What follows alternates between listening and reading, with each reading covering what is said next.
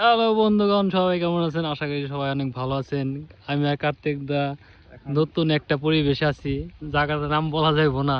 পরিবেশটা অনেক সুন্দর, খালি লেবু বাগান আর লেবু বাগান, চক্ষে চক্ষে লেবু আর লেবু, যেদিকে তাকাইবেন খালি লেবু। কার্তিক দা, পরিবেশটা কেমন? বৃষ্টি পড়তেছে যে। খুব সুন্দর একটা পরিবেশ।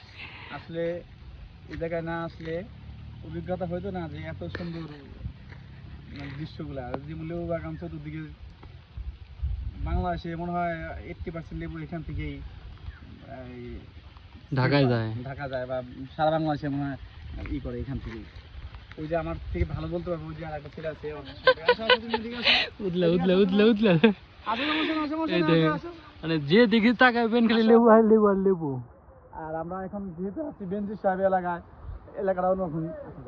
ঢাকা যেগুলো সাবেক আওয়ামী লীগের সভাপতি বেনজির আহমেদের বাড়ি এই রাস্তা দেওয়া যায়, এদিকে তার বাড়ি আসলো, কিন্তু সে তার এলাকায় নাই। সবাই ভালো থাকবেন, গুড বাই।